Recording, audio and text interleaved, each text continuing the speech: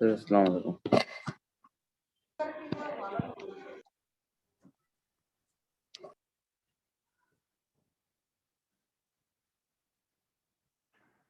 আসসালামু আলাইকুম।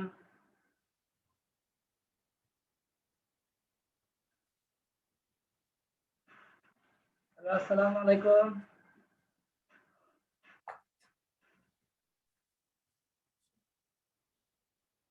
আমাকে শুনতে স্যার পাচ্ছ? আসসালামু আলাইকুম। বাবা, আমাকে শুনতে পাচ্ছ? Yes sir. Yes sir.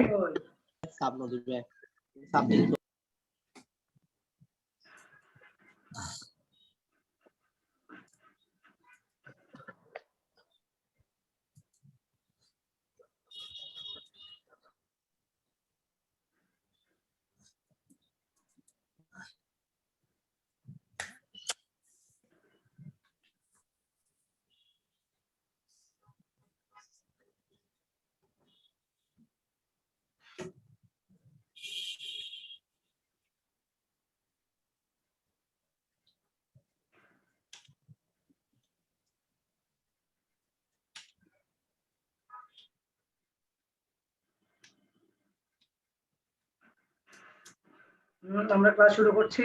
বিসমিল্লাহির রহমানির রহিম।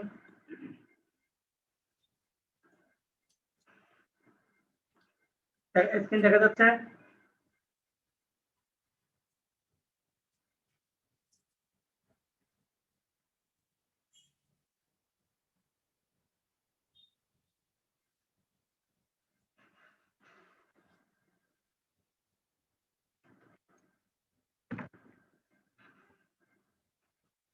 হ্যালো,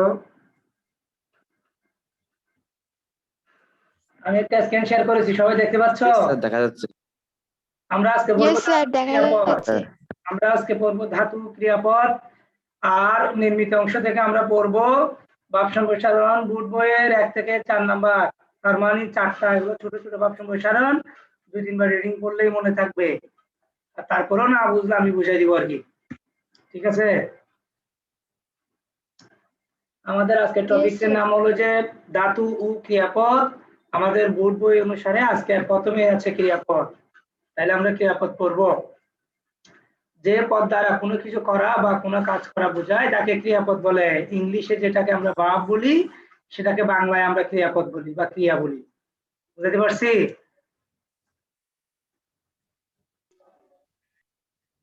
এরপরে হলো যে যে পদ দ্বারা কোনো কিছু করা বা কোনো কিছু কাজ করা বোঝায় তাকে ক্রিয়াপদ বলে। যেমন বাবা এসেছেন, ঘড়িতে 10টা বাজে, আমি অঙ্ক করছি। ক্রিয়াপদ নানা রকম হইতে পারে বা নানা রকম হয়ে যায়। একটা হলো সমাপিকা ক্রিয়া আর একটা হলো অসমাপিকা ক্রিয়া। সমাপিকা ক্রিয়া যে ক্রিয়ার দ্বারা বাক্যের অর্থ সম্পূর্ণভাবে প্রকাশিত হয় তাকে সমাপিকা ক্রিয়া বলে। যেমন সেতু স্কুলে যাই, বিতু গান গায়। অসমাপিকা ক্রিয়া যে ক্রিয়ার দ্বারা বাক্যের অর্থ সম্পূর্ণ হয় না তাকে অসমাপিকা ক্রিয়া বলে। যেমন আমি বাড়ি গিয়ে ডট ডট ডট, সে বই নিয়ে ডট ডট ডট। এরপরে ডট ডট মানে হলো যে বাক্যটাও পূর্ণাঙ্গ, এরপর আরো কিছু শোনার তোমার যে ইচ্ছা আছে সেটা অসম্পূর্ণ বাক্য। এখানে গিয়ে এবং নিয়ে ক্রিয়ার দ্বারা কথা শেষ হয়নি, বাক্যের অর্থ অসম্পূর্ণ রয়ে গেছে। বাক্যের অর্থ সম্পূর্ণ করার জন্য আরো ক্রিয়া চাই। যেমন আমি বাড়ি গিয়ে খাবো, অথবা সে বই নিয়ে পড়তে বসেছে। গিয়ে এবং নিয়ে হলো অসমাপিক ক্রিয়া, আর খাবো এবং বসেছে দুইটা হলো সমাপিকা ক্রিয়া। 2 নম্বর পেজ, 3 নম্বর পেজ দেখো।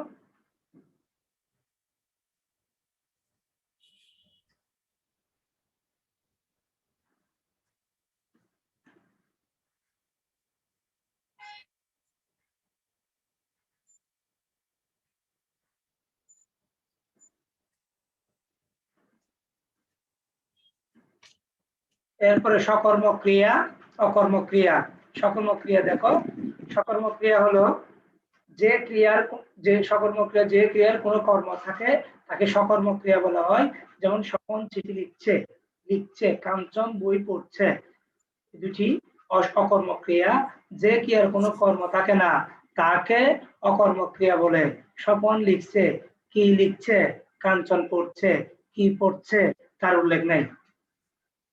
বুঝতেছ?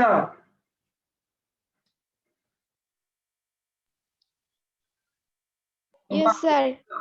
আবার বলছি, যে ক্রিয়ার কোনো কর্ম থাকবে সেটা হলো সকর্ম ক্রিয়া। যেমন স্বপন চিঠি লিখছে, কাঞ্চন বই পড়ছে। কিন্তু অকর্ম ক্রিয়া হলো যে ক্রিয়ার কোনো কর্ম থাকবে না, তাকে অকর্ম ক্রিয়া বলা হয়। যেমন স্বপন লিখছে, কাঞ্চন পড়ছে। তাহলে স্বপন যদি লিখছে হয়, কাঞ্চন যদি পড়ছে হয়, তাহলে এই দুইটার মধ্যে যে কি করছে, কি পড়ছে, কি লিখছে এটার কোনো উল্লেখ নাই। তার জন্য এটা সকর্মক এবং অকর্ম ক্রিয়া। আবার দ্বিকর্ম ক্রিয়া দেখো, দ্বিকর্ম ক্রিয়া, দ্বিকর্ম ক্রিয়া দেখো। দ্বিকর্ম ক্রিয়া হলো যে ক্রিয়ার দুইটা কর্ম থাকবে তাকে দ্বিকর্ম ক্রিয়া বলা হবে। যেমন শিক্ষক ছাত্রদের বাংলা পড়াচ্ছেন, মা শিশুকে দুধ খাওয়াচ্ছেন, দ্বিকর্ম ক্রিয়া। এবার হলো প্রযোজক ক্রিয়া। এখানে মা শিশুকে, যে ছাত্রদের বাংলা পড়াচ্ছেন, কাদেরকে? ছাত্রদেরকে কি পড়াচ্ছেন? বাংলা পড়াচ্ছেন। মা শিশুকে দুধ খাওয়াচ্ছেন, কাকে? শিশুকে কি খাওয়াচ্ছেন? দুধ খাওয়াচ্ছেন। প্রযোজক ক্রিয়া, যে ক্রিয়া অন্যের দ্বারা চালিত হয় তাকে প্রযোজক ক্রিয়া বলা হয়। যেমন মা পোকাকে চাঁদ দেখাচ্ছেন, সাপুরে সাপ খেলায়, এই দুইটা। এরপরে যৌগিক ক্রিয়া, একটি সমাপিকা ক্রিয়া একটি অসমাপিকা ক্রিয়া মিলিত হয়ে যে ক্রিয়াপদ গঠিত হয় তাকে যৌগিক ক্রিয়া বলে। যেমন সে পাশ করে গেল, কি করছে? পাশ করেছে। কি করেছে? পাশ করেছে। সাইরেন বেজে উঠল। এরপরে সকর্ম ক্রিয়া এবং অকর্ম ক্রিয়া দেখো, যে ক্রিয়া কর্মকর্তা থাকে তাকে সকর্ম ক্রিয়া বলা হয়। যেমন বাক্যে ক্রিয়াকে যদি কি বা কাকে দিয়ে প্রশ্ন করলে, আবার বলছি, বাক্যের ক্রিয়াকে কি বা কাকে দিয়ে যখন প্রশ্ন করবে, যে উত্তর পাবা তাই হলো কর্মপদ। কর্মযুক্ত ক্রিয়াই সকর্ম ক্রিয়া। যেমন মা ভাত রান্না করছেন, এটি। এরপরে বাক্যে ক্রিয়াপদ হচ্ছে রান্না করছে, কি রান্না করছেন? উত্তরে ভাত রান্না করছেন। এরপরে হলো যে অতএব রান্না করছেন, ক্রিয়া কর্ম, যে পদটির কর্ম হচ্ছে ভাত, আর রান্না করছেন হলো সকর্ম ক্রিয়া। এরপর হলো অকর্ম ক্রিয়া, যে ক্রিয়ার কোনো কর্ম নেই তাকে অকর্ম ক্রিয়া বলে। যেমন সৌরভী পড়ে, কি পড়ে? কি পড়ছে, এটার কোনো উল্লেখ নেই। এরপরে সৌরভ কি পড়ে? সৌরভ কি পড়ে, এই প্রশ্নের কোনো উত্তর নাই। তাহলে অর্থাৎ বাক্যে পরে ক্রিয়া ওদের কোনো কর্ম নেই, তাই পরে অকর্ম ক্রিয়া। প্রয়োগ, বৈশিষ্ট্যের সকর্ম ক্রিয়া অকর্ম ক্রিয়া হতে পারে। যেমন আমি টিফিন খেয়েছি, আমি টিফিনে খেয়েছি। আমি মাখন রায় গান গাচ্ছে, মাখন রায় গান গাচ্ছে, মাখন রায় গানে মজেছে। মানে সে গানটা শুনতে শুনতে এটা প্রেমে পড়ে গেছে বা ও আসক্ত হয়ে গেছে, শুনছে। নেয়ামুল হক, ক্যামেরা অফ করো।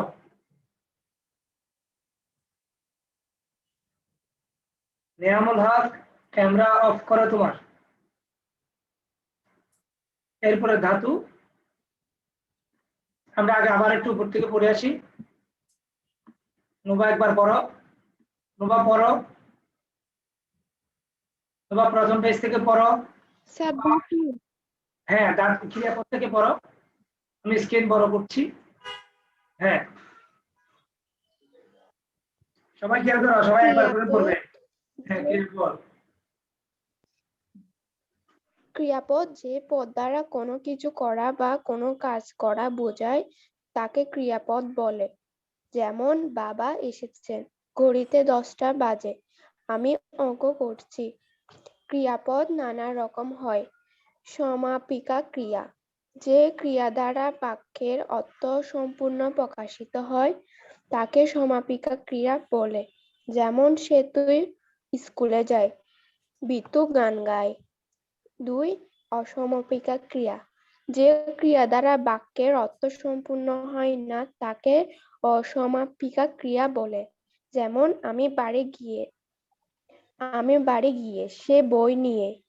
এখানে গিয়ে নিয়ে ক্রিয়ার দ্বারা কথা শেষ হয়নি, বাক্যের অর্থ অসম্পূর্ণ রয়েছে।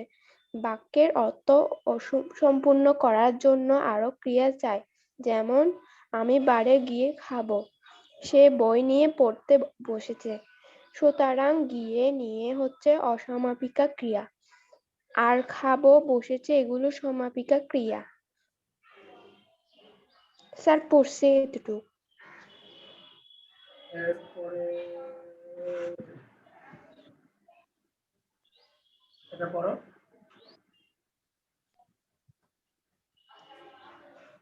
3 সকর্মক ক্রিয়া।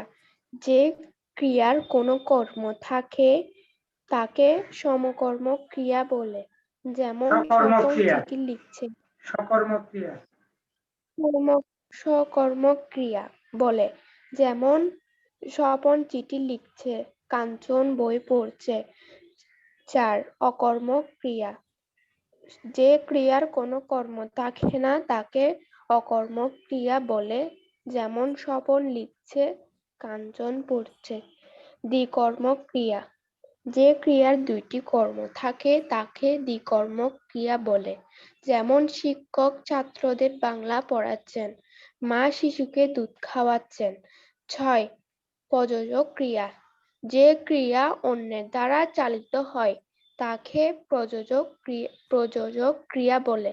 যেমন মা খোকাকে চাঁদ দেখাচ্ছেন, সাপুড়ে সাপ খেলায়। 7 যৌগিক ক্রিয়া। একটি সমাপিকা ক্রিয়া ও একটি অসমাপিকা ক্রিয়া মিলিত হয়ে যে ক্রিয়াপদ গঠিত হয় তাকে যৌগিক ক্রিয়া বলে। স্যার এরপরে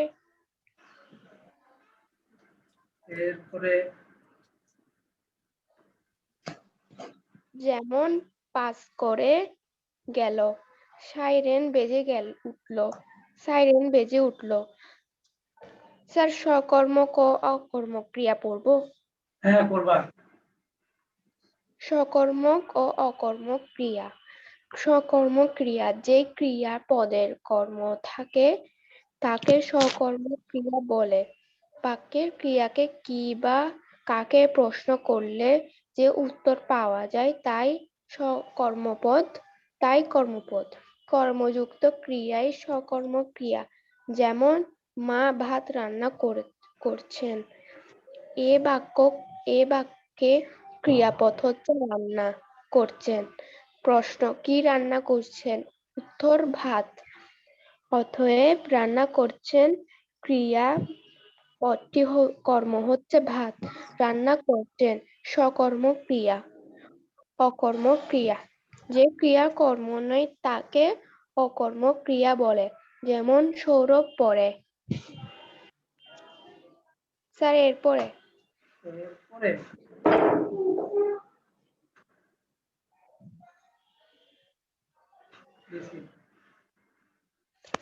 সৌরভ পড়ে এ প্রশ্নের উত্তর নেই, অর্থাৎ এই বাক্যে পরে ক্রিয়াপদের কোনো কর্ম নেই, তাই পরে অকর্মক ক্রিয়া।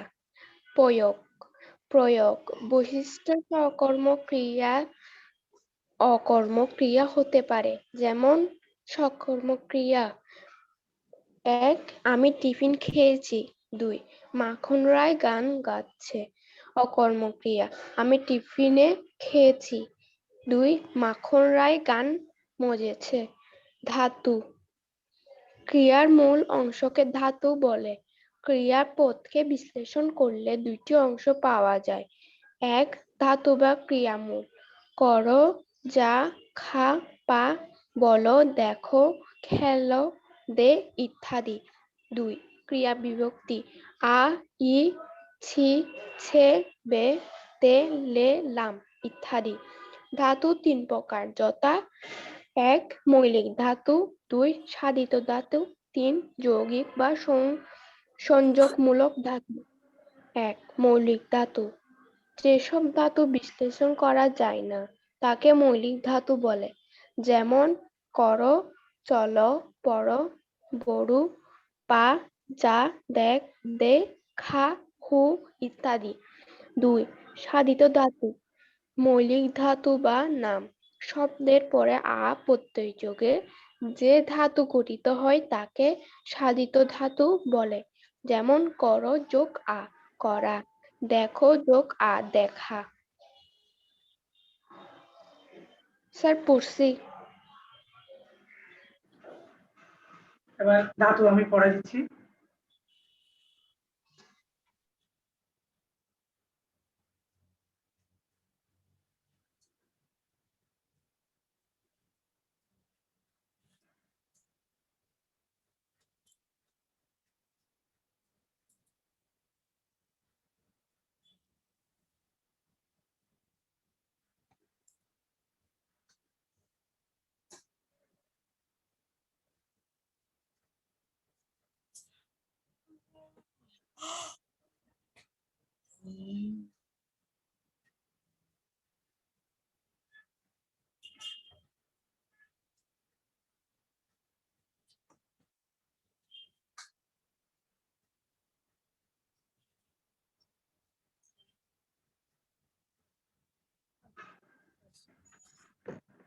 দেখো ধাতু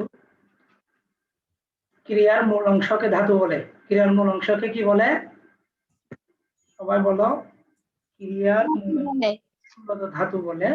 ধাতু বা ক্রিয়ামূল কর, যা, খা, পা, বল, দেখ, খেল, দে ইত্যাদি।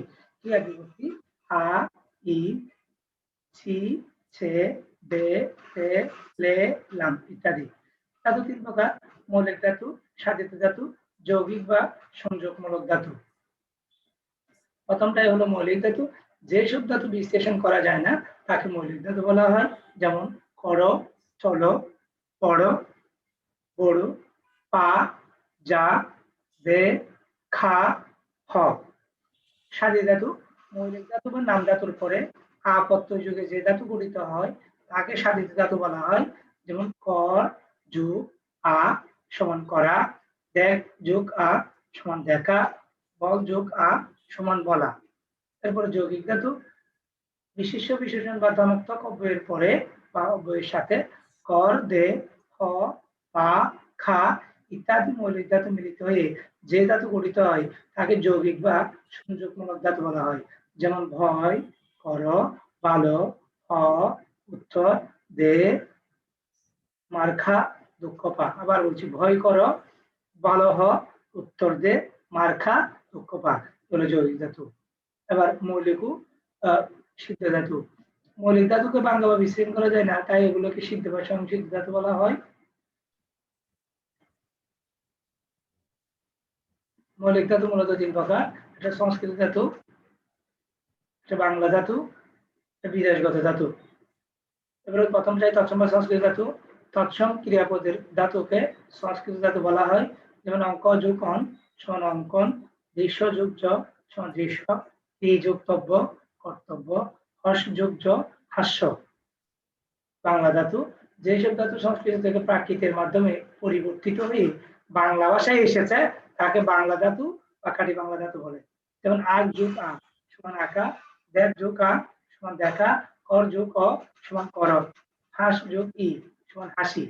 বিদেশাগত ধাতু বিদেশি ভাষা থেকে আগত যেসব ধাতু বাংলা ভাষায় ব্যবহৃত হয় তাকে বিদেশাগত ধাতু বলা হয় বা বিদেশি ধাতু বলা হয়। যেমন খাটবে,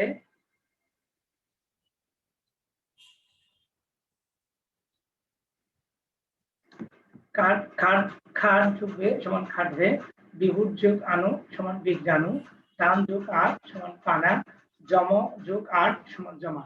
সাধিত ধাতু মৌলিক ধাতু নাম শব্দের পরে আপত্য যুগে সাধিত ধাতু গঠিত হয়। সাধিত ধাতু তিন প্রকার: যেমন প্রযোজক ধাতু, নাম ধাতু, কর্মবাচ্যের ধাতু। যেমন প্রযোজক ধাতু মৌলিক ধাতুর পরে অপরকে নিয়োজিত করার অর্থে নিজে করবে না, আমাদের বড় ভাই বোনদের মতো নিজে করবে না, অন্যকে করতে বলবে। এটা হলো যে প্রযোজক। আপত্য যুগে যে ধাতু গঠিত হয় তাকে প্রযোজক ধাতু বলা হয়। প্রযোজক ধাতুর অপর নাম হলো নিযন্ত্র ধাতু। যেমন অর্জুন, বুঝি নাই?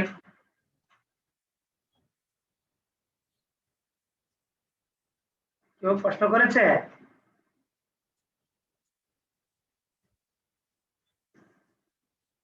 কারো কি কোনো প্রশ্ন আছে? No sir. আবার বলছি, প্রযোজক ধাতু মৌলিক ধাতুর পরে অপরকে নিয়োজিত করার অর্থে আপত্য যুগে যে ধাতু গঠিত হয় তাকে প্রযোজক ধাতু বা নিযন্ত্র ধাতু বলা হয়।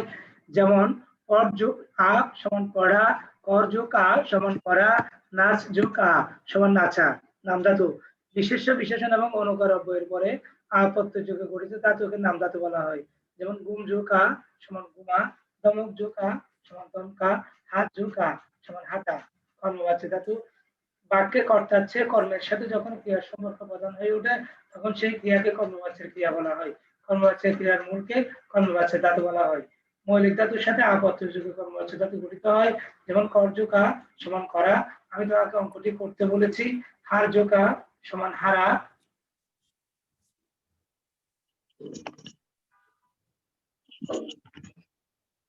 এরপরে হলো যে খা যোগ ওয়া সমান খাওয়া, হলো কর্মবাচক ধাতুর উদাহরণ। আজকে কতটুকুই দেখি, ধাতু থেকে পড়ে আসুন নোবা। নোবা,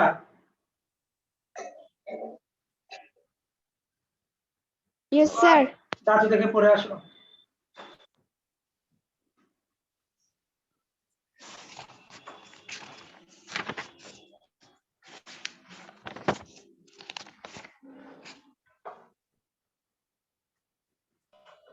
ধাতু ক্রিয়ার মূল অংশকে ধাতু বলে।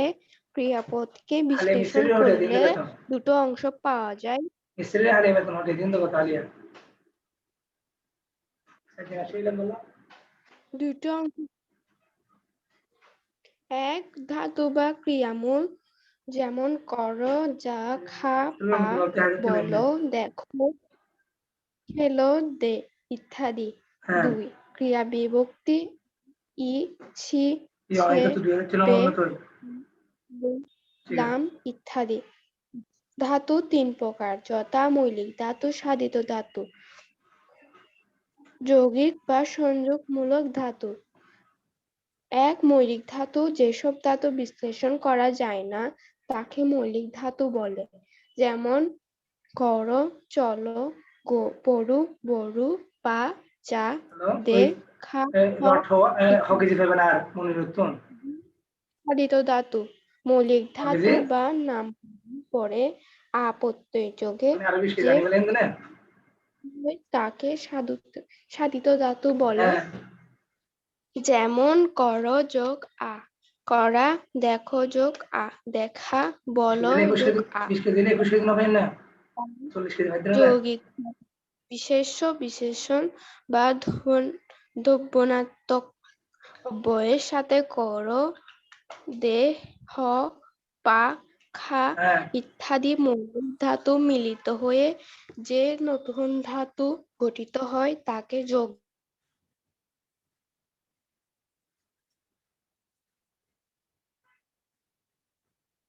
ধাতু বলে। যেমন ভয়, মৌলিক ও সাধিত ধাতু। মৌলিক ধাতুকে ভাঙা বা বিশ্লেষণ করা যায় না, এগুলোকে সিদ্ধ বা সিদ্ধ সিদ্ধ সিদ্ধ সিদ্ধ বা সংসিদ্ধ ধাতু বলা হয়।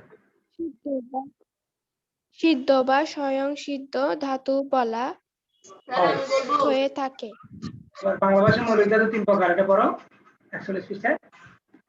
বাংলা ভাষায় মৌলিক ধাতু 3 মৌলিক প্রকার। ধাতু তিন, হ্যাঁ, একটা সংস্কৃত ধাতু, যথা সংস্কৃত ধাতু, দুই বাংলা ধাতু, তিন বিদেশিগত ধাতু। এক সংস্কৃত ধাতু, তৎসম ও ক্রিয়াপদের ধাতুকে সংস্কৃত ধাতু বলে। যেমন অঙ্ক যোগ অঙ্কন। ছোটদের চিত্রাঙ্কন প্রতিযোগিতায় বিনু প্রথম হয়েছে। দৃশ্য দৃশ যোগ যুগ যোগ জ, দৃশ্য যোগ দৃশ্য। দুর্ঘটনার মর্মান্তিক দৃশ্য মর্মান্তিক বর্ণনা করা দৃশ্য যায় না। বর্ণনা করা যায় না। হ্যাঁ, কি যুক্তব্য ক্রি যোগ কর্তব্য, ছাত্রদের কর্তব্য লেখাপড়া করা। হর্ষ যোগ জ, হাস্য, অকারণে হাস্য পরিত্যাগ, হস যুগ জ সমান পরিহাস হাস্য, করা। হাস্য অকারণ হাস্য পরিত্যাগ করো। হ্যাঁ, বাংলা ধাতু বলো। করো। দুই বাংলা ধাতু, যেসব ধাতু সংস্কৃত থেকে প্রাকৃতের মাধ্যমে পরিবর্তিত হয়ে বাংলায় ব্যবহৃত হয় তাকে বাংলা ধাতু বা খাঁটি বাংলা ধাতু বলে। যেমন আক যোগ আঁকা, কি সব আঁকাআঁকি করছো। দেখো যোগ দেখা, না, দেখ জাদু যোগ আ, করে আমার দেখ দেখ যোগ আ সমান দেখা। জাদুকর আমার কয়েকবার দেখা। করো যোগ করো, তুমি কি করো। হাস যোগ হাসি, তোমার হাসিটি খুব সুন্দর। তিন বিদেশাগত ধাতু, হুম, হুম। বিদেশি ভাষা থেকে আগত যেসব ধাতু বাংলা ভাষায় ব্যবহৃত হয় তাকে বিদেশাগত ধাতু বা বিদেশি ধাতু বলে। যেমন খাট যোগবে, খাটবে, যত বেশি খাটবে ভাবে। বিগুর যোগ আনা, তোমার ছেলেকে করার সাধ্য আমার নেই। টান যোগ আমাকে নিয়ে টানাটানি করো না, আমি যাব না। যাব না। হ্যাঁ, জম যোগ যমযোগ 8 সমান জমাট। অন্ধকার বেশ জমাট বেঁধেছে। এবার সাজিয়ে সাধিত ধাতু ধাতু, মৌলিক ধাতু বা নাম মৌলিক ধাতুর পরে ধাতু আ বা প্রত্যয় নাম যোগে। প্রত্যয় যোগে সাধিত ধাতু সাধিত হয়ে থাকে। সাধিত ধাতু 3 প্রকার, যথা: এক, প্রযোজক, নাম ধাতু; 3, কর্মবাচ্য ধাতু।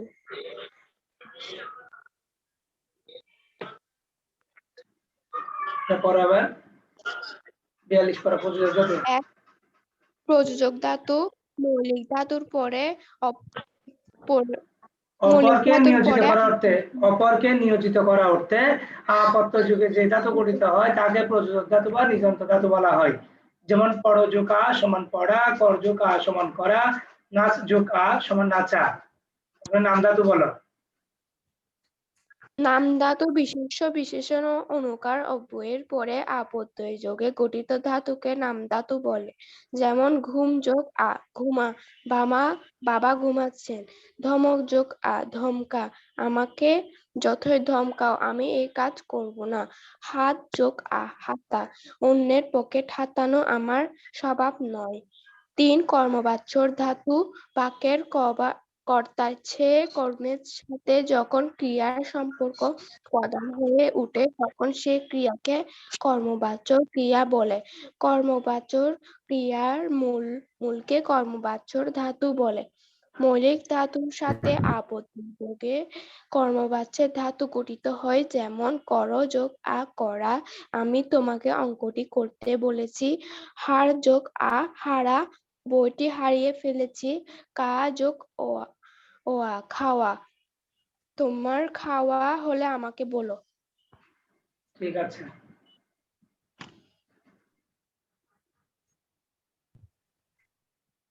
সবাই খাতা নাও। স্পিকার করো সবাই, সবাই খাতা নাও। রায়হান, সাফওয়ান, আসিফ, সামিয়া, সম্পূর্ণা, সবাই খাতা নাও।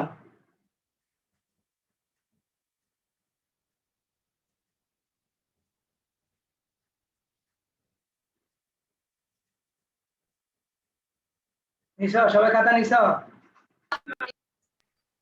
সবাই Yes, খাতা sir. নিছ? লেখো এবার ধাতু ক্রিয়াপদ হাইলাইন করো।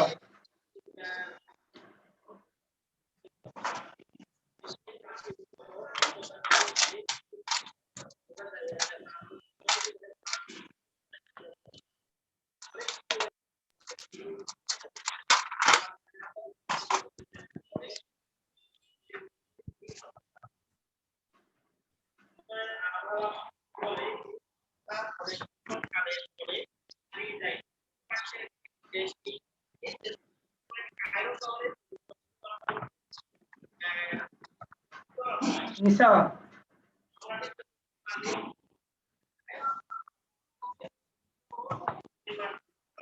স্যার জি,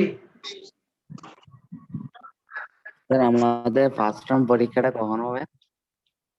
তো অফিস থেকে জানানো হবে, আমাদেরকে এখনো তো কিছু বলেনি।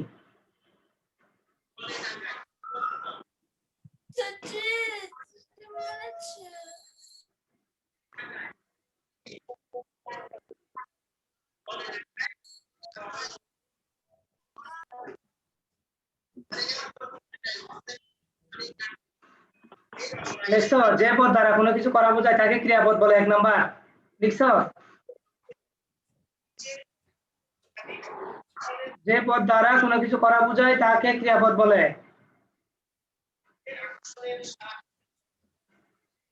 লিখছো?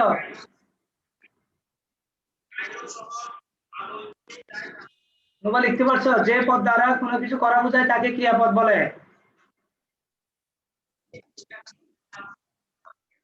হ্যালো, Yes, sir, লিখছি। লেখা যায় ক্রিয়াপদ প্রধানত 2 প্রকার। নম্বরে দিয়ে লেখো যে ক্রিয়াপদ প্রধানত দুই প্রকার।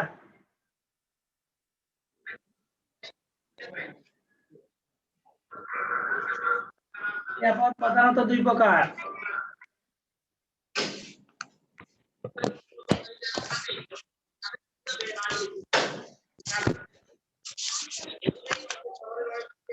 জি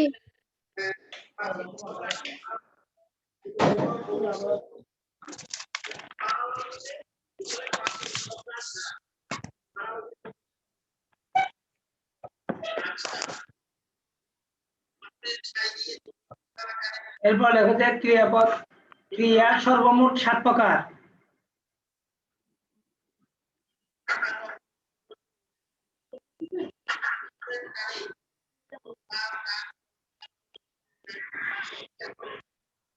দেখছো?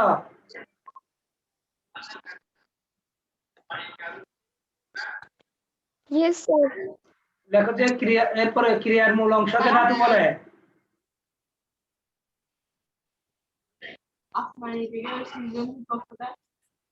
ক্রিয়ার মূল অংশকে ধাতু বলে।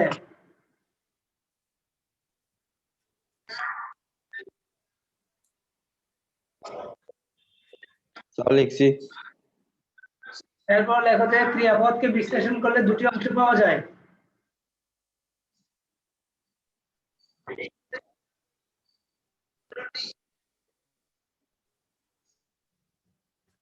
স্যার কি স্যার বলছেন আবার স্যার? বলুন তো। ক্রিয়াপদকে বিশ্লেষণ করলে দুটি অংশ পাওয়া যায়।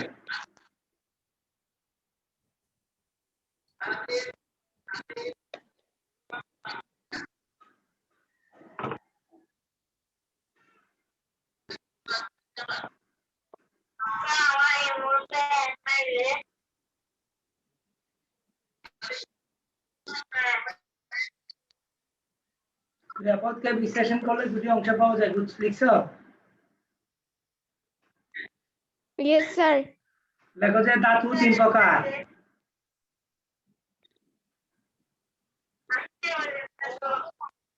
আবার বলেন তো। ধাতু 3 প্রকার।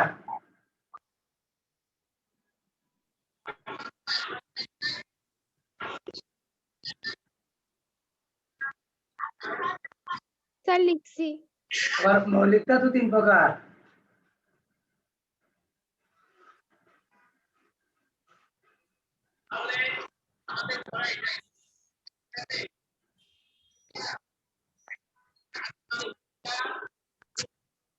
স্যার লিখছি।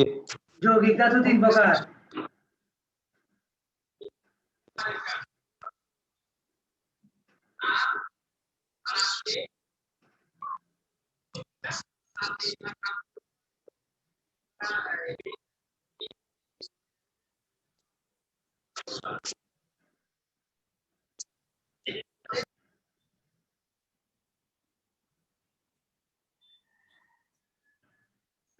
মৌলিক ধাতুর অপর নাম সিদ্ধ বা স্বয়ংসিদ্ধ ধাতু।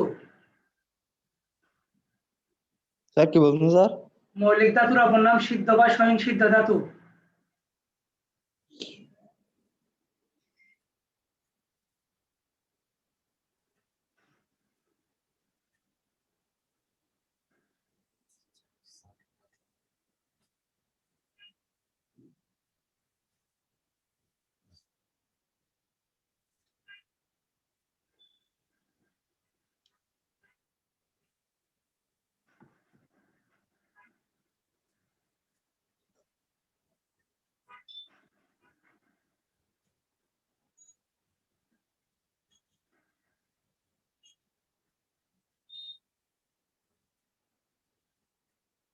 কয়টা হয়েছে নোভা? স্যার 8টা। আচ্ছা, এগুলো ছবি তুলে গ্রুপে দিয়ে দিও কেমন? আচ্ছা স্যার। Yes, sir.